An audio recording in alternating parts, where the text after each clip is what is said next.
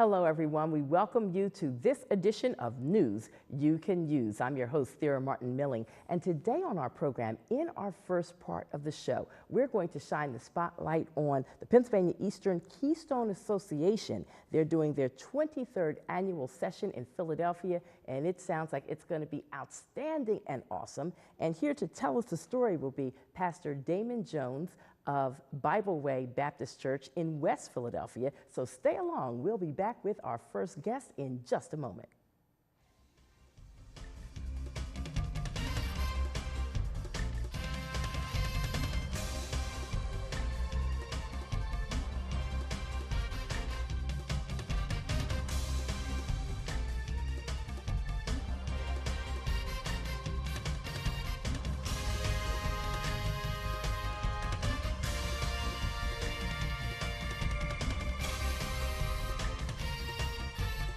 We're back now as we go forward with this edition of News You Can Use. I'm your host, Thera Martin Milling, and so glad that you, our viewing audience, that you're out there watching our program today. And I have with me Reverend Dr.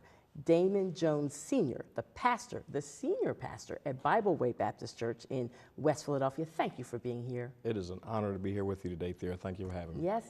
Yeah. The first time I got to know you from afar, as I sat in the congregation at Mount Carmel Baptist Church some years ago, you were one of our guest preachers, and I know you've been there many times to preach. And that's when I first said, that brother can preach. Oh, yes, you can. Well, Mount Carmel is a great place to preach. You know, Dr. Campbell has been like a father to me, so it's been an honor to, every time I've ever gone there. A lot of good things, I believe, are happening in our church community here in Philadelphia, and certainly you're here today to talk about one of them, the annual session of the Pennsylvania Eastern Keystone Association. Real quick, tell our viewing audience who that is and what they're doing. We are an association of churches. I think there are probably about somewhere between 75 to 100 churches that are affiliated with the association. And what it really is a bunch of churches kind of come together. They're all Baptist churches. It is a Baptist association. And our goal is to try to come alongside churches to help them to become healthier.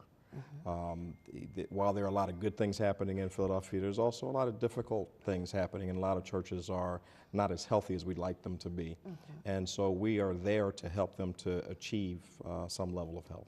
You know, I so often hear people say, and I'm probably one of them, there's a church on almost every corner in the city of Philadelphia, different faiths and what have you, but you can look around, it's not hard to find a church. So when you tell me that your organization cares about churches and them being healthy, and it's not about trying to steal the membership from a church that might be struggling so you can have more members at your church, you care. Yeah, I mean, we want, and think about it, just the infrastructure. If you have a church on every corner, and if we can get every church on every corner to be healthy, then the city is healthy. City is not going to be healthy if everybody comes to one church. That doesn't even make sense. So the idea would be for us to try to help any church, any Baptist church that wants to be affiliated with us, to help them with anything that they might need in terms of discipleship and training and those kind of things that I think would help them to be healthier. Okay, so now from Thursday, November the 13th through the 16th, you have this session going on in Philadelphia. You're going to be between two churches, Prince of Peace and Bible Way. Yes, your church. We're going to start off with Bible Way Baptist Church, which is where I serve, 1323 North 52nd Street in West Philadelphia. That's 52nd and Jefferson? 52nd and Master. Okay. Yeah, West Philadelphia. So we're going to have worship services on Thursday and Friday. And what we'll do, one night will be layman's night, the other night will be women's night. And what we'll do is we'll have those presidents from the association who will give their annual address. Following that, we'll have a guest preacher who we're bringing in from Houston, Texas, Dr. Marcus Cosby, who's going to preach on both of those nights. And then on Saturday, we move to the Prince of Peace Baptist Church, which is where Pastor Robert Shipman serves. And we'll have classes and workshops for churches. So we'll have classes for young people of different ages, classes for women, classes for men, classes for associate ministers, just people who want to do better in their church. So we'll do that all day on Saturday, and then on Sunday we return back to Bible Way, which is where I'll, preach my annual sermon. That sounds like it's going to be a busy agenda ahead. It almost reminds me of what we just came through a couple of weeks ago, the citywide revival, which I think was outstanding and awesome. And I just wish that every seat, I always want everything. Right. So I want every seat Right. to be filled, and people who perhaps missed it for whatever reason or didn't know about it, it's a shame because it was outstanding. So for this week, as we look at November the 13th through the 16th, I'm hoping that every seat is filled in both of the churches as you all do your programs, and particularly in the sanctuary. We're trying our best to get the word out because we think we do pretty well in terms of helping churches, and I think we have a lot to offer. I mean, we offer churches that end up unfortunately in conflict. We have a team that goes in and helps them settle conflicts. If a pastor wants his associate minister, his or her associate ministers to be ordained, we have an ordination council. So there's a number of things that the association can actually do to help churches that may need some help.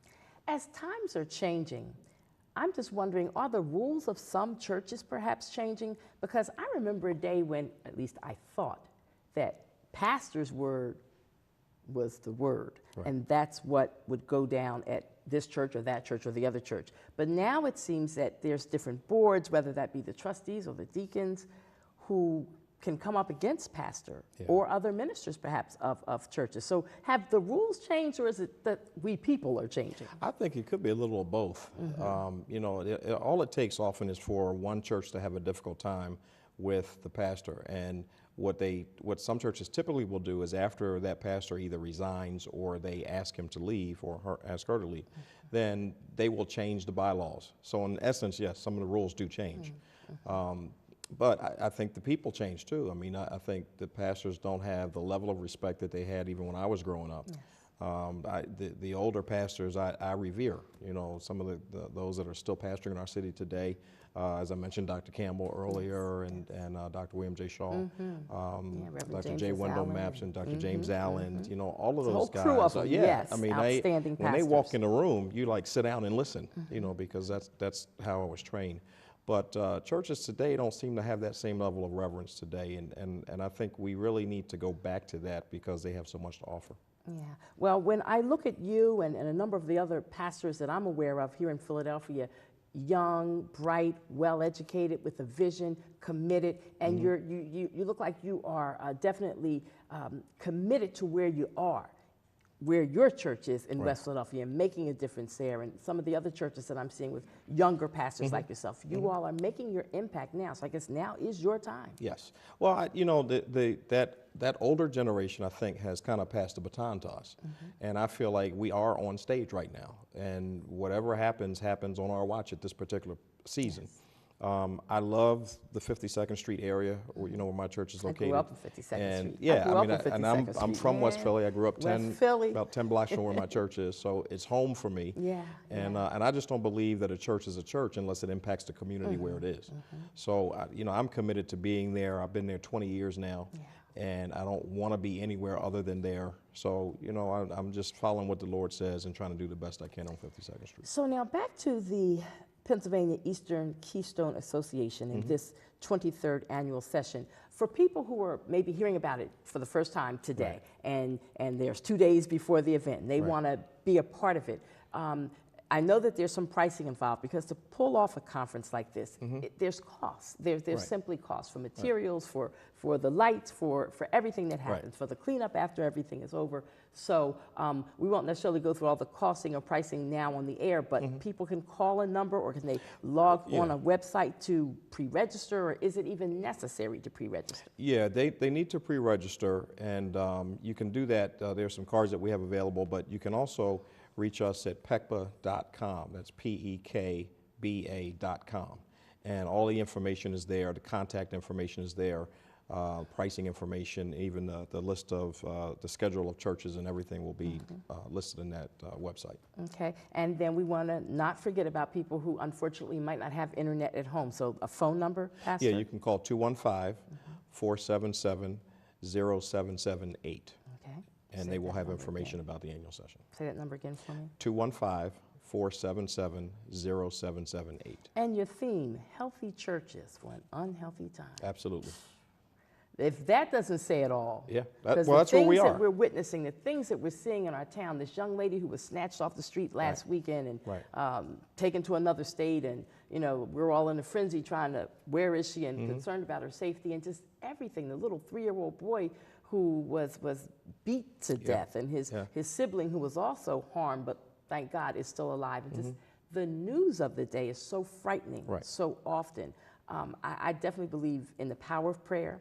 I believe in people of all faiths who believe that there's a higher being, that we all need to be on our knees praying and instilling in our younger generation the importance of being connected and knowing God and worshiping and going to church and doing it publicly, not just that, shadow closet stuff. Right. Well, I get up every morning hoping and praying that with the church that I serve and also with the association, that if we can disciple people, if we can train people, if we can get people looking more like Christ, then we can make the impact in our society. And I think what we're seeing is the fact that many of our churches have been weakened. So we don't criticize any church, judge any church, but any church that needs help, we want to be available to help them. And that's what this is all about. That's wonderful. So even above and beyond what happens over the next few days, as you have this session again, people can reach out to your organization and get some advice or point it in the right direction. We'll be glad to help. Always glad to be available. Okay. All right. One more time, encourage people to come out and be there. Please come. We're looking forward to a great time, an exciting time, a very spiritual time, great preaching, great singing, great fellowship one with another. And we hope that as a result of all of those things, we're empowered to do even better in our society. All right. I thank you so much, Dr. Jones, for joining us and for sharing this good news, this good information about what is happening. And we welcome you to come back again in the future to talk about some of the other things you're doing, and particularly to shine the spotlight on Bible Way Baptist Church. Well, thank you. I appreciate you having me. Thank you. A quick plug for the gentleman who came with you today to make sure you got here safely. Well, there's two gentlemen with me, Minister Jerome Bell. He's from the Bible Way Baptist Church who drives for me, and also the chairman of our annual session is here from the association, Pastor Edmund Sherrill, and he also pastors in the Mount Enon Baptist Church in South Philadelphia. That's what's up. I thank you. I thank them for being here. And if we had a huge or bigger set, we'd have everybody up here one time. Next time we'll do it. All right, next time. Thank you again now. Thank you so much. All right, we're going to keep it moving as we go forward with this edition of News You Can Use. Next up, we're going to put the spotlight on a young lady who is in a non-traditional world as a big boss, the Iron Lady. Her name is Diana Montague. We'll be back with her in just a moment. Stay with us.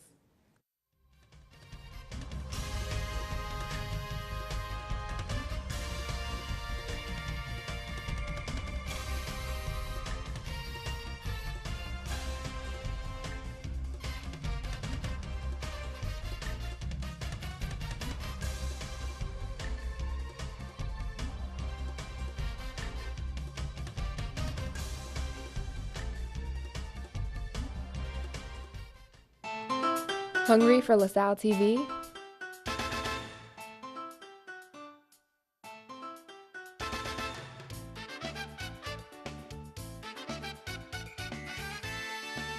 Check us out on YouTube. Follow us on Facebook. Check out our Twitter.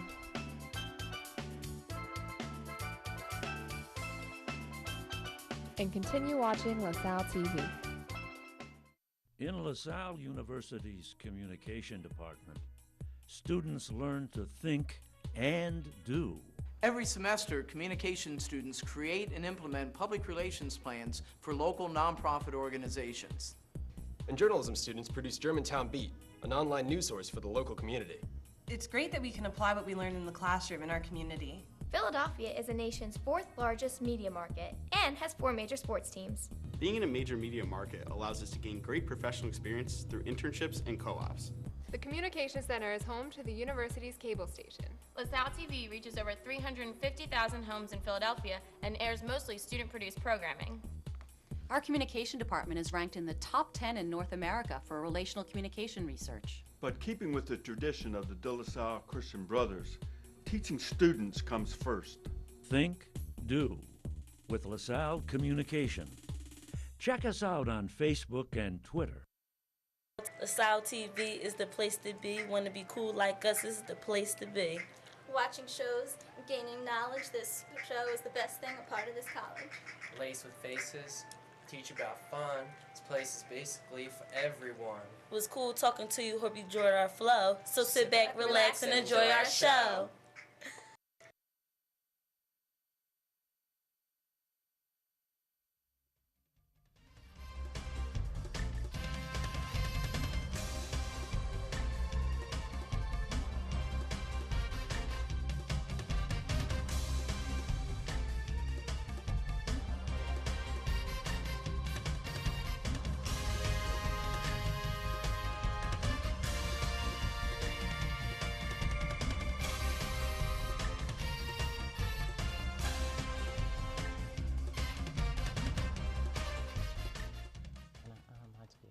And here we go as we continue with this edition of News You Can Use. Diana Montague joins me right now, better known as the Iron Lady. Welcome to the show. Thank you. It is so good to see you. And it's so funny because like we don't know each other, know each other, but as it would happen, as life would happen, over the last few years, we run into each other here and there at events, and you always give me your card, or I give you my card, and we're going to get together. And then we never did. But this time, Med Week of 2014, thank you, City Councilman Curtis Jones Jr. for having me there at your event. We reconnected again, and this time, I kept my word, and you kept yours, and here we are on this TV set. I have found you to be very fascinating because you are what I consider bold and daring, because you're doing something different than maybe what a lot of women would do. You're in a real man's world, and you're succeeding as a woman. So that's how you got to be known as Iron Lady, or at least that's part of the story. You tell us the story. How did you get to be known as Iron Lady, for real, for real? Well, it started a long time ago. I went to welding school. Actually, I saw a movie.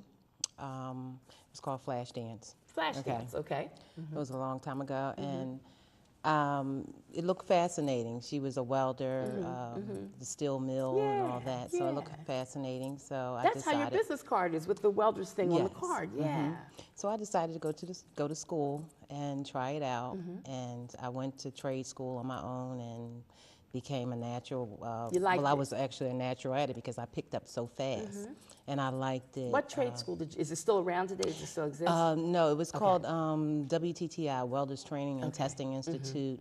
But I'm actually still in contact with my instructor. He has a school now. I think it's ITTI.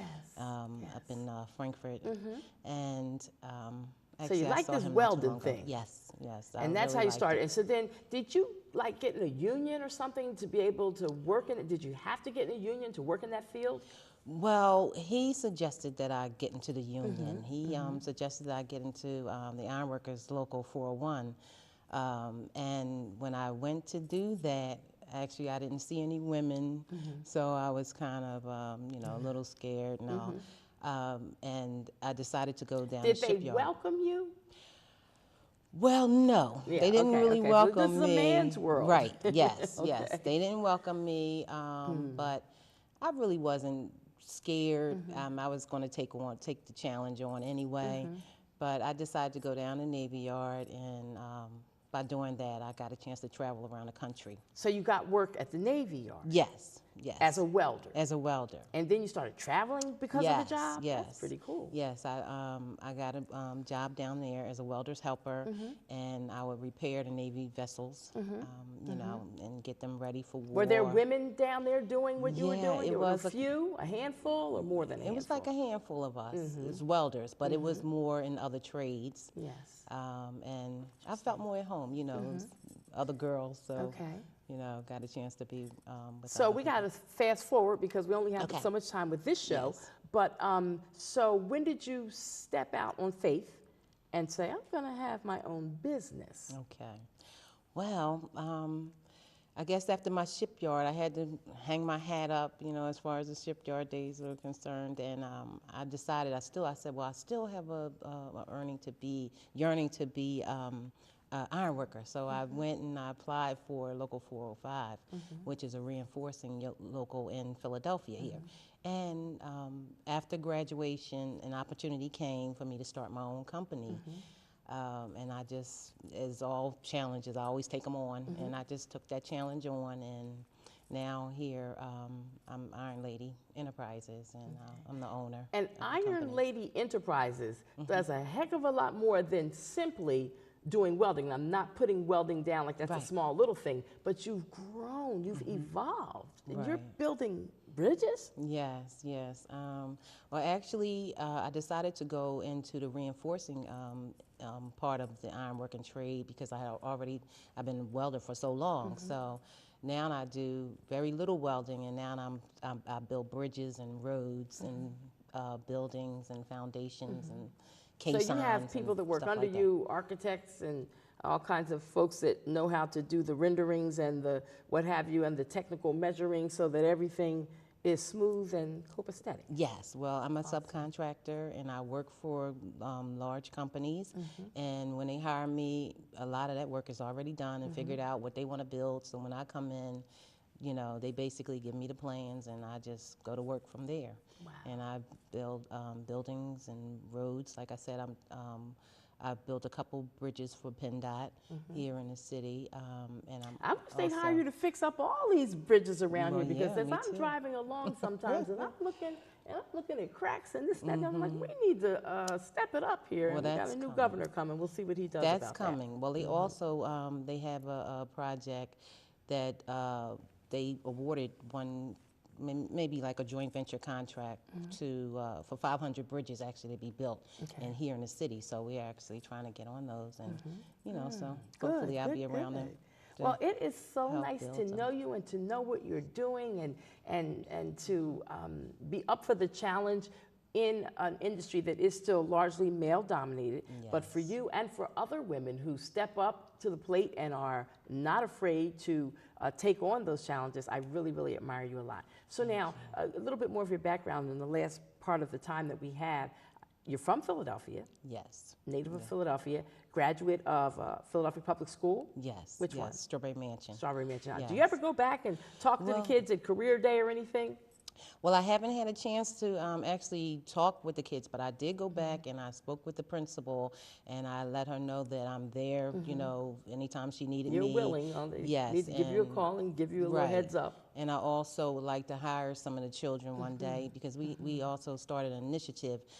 It's called From the Streets to Our Highways, where we want to take inner city kids and teach them a trade and get them to help build some of these bridges in America. That's awesome. Yeah, that sounds like an awesome opportunity, and I certainly hope that the principal of Strawberry Mansion High School will take you up on that offer and pick some of her best students who are interested in that line of work and give them that opportunity for that training. It's a whole new future that you can help make happen for them.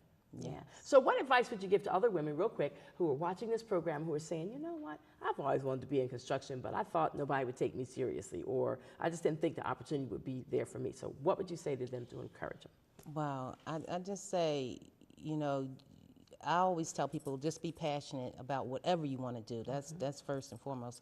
But if you want to do that, there's always an opening, there's always a market.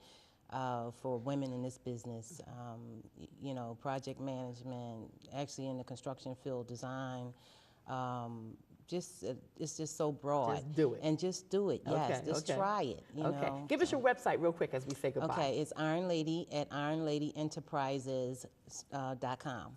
So that's Iron Lady at Iron Lady Enterprises with the S on the end.com. All right, so people can check her out even further if you want to know more about this wonderful business right here, homegrown in Philadelphia. Thank you. Thank you. For joining us on the program, and we look forward to seeing you again. Take care. Thank you. All right, all right. And now we're going to move it on over to Dr. Dottie Patterson from Einstein Medical Center. I think she's got some health information she'd like to share. I wanted to remind you that heart disease is the #1 reason why men and women in the U.S. die. But I wanted to emphasize something about obesity as the holidays come up. So obesity is a major reason why people have heart disease. Obesity can increase cholesterol, it can increase blood pressure, sugars related to diabetes, and in some cases, it can increase cancer risks. So what is obesity? There is a difference between being overweight and being obese. Obese is a medical term, and it's the actual number that is calculated, and it tells us about your risk for heart disease and other disorders. So if you're a man and your waist size is 40 centimeters or larger, or you're a female and your waist size is 35 centimeters or larger, you may be considered obese, and you should really talk to your doctor about it. Now, it doesn't mean that if you're overweight, you shouldn't lose weight, because even modest amount of weight loss can decrease your risk of diabetes, heart disease, high cholesterol, and high blood pressure. So what are some of the things that you can do? Let me remind you that even as a teenager, heart disease can be starting up even at a young age. So make sure you're eating lots of fruits and vegetables, exercising daily, and stress is very important. Try to shake some things off and let things go, or find help if you're really having a hard time with stress. But as the holidays come up, I want to remind you to decrease your portions because it's easier to keep it off than to try to work it off later. And as always, I'm Dr. Donnie. I wish you the best of health, but if you can't be the best, you can always be better. Thank you. And we thank you, Dr. Donnie, for sharing that health information. I want to talk about the waistline and the weight. Oh boy, we're still working on doing that and doing it better. Of course, we want to say congratulations to our governor-elect, Mr. Tom Wolf, who won soundly on Tuesday, November the 4th, in the general election. So we've got another couple of months of Governor Tom Corbett, and he will then be out of office. And in January of 2015, we will be swearing in a new governor for this keystone state of Pennsylvania. To all of you who voted and participated in General Election Day, my hat's off to you. I salute you. Whether you voted for my favorite candidates or not doesn't matter. The fact that you were involved in the political process, that does matter. So I encourage everybody who's not a registered voter yet, get ready, because for the year 2015, we'll be electing our city council people, and a number of other important seats will be up for grabs, and there will be some judicial seats as well, some important referendum questions on the ballot, and a whole lot more. You want to be involved. If you are 18 or over, you can become a registered voter, and it's so easy to do. We encourage you to be involved in the political process. Again, to Diana. Yes. Diana Montague, we thank you for being our guest. Thank you and we'll so look much. for you coming Thank back you once so again. much. Thank you, Dr. Donnie. We also want to thank Dr. Damon Jones for being with us at the first part of the show. That wraps it up for this edition of News You Can Use. Have a great day, everybody.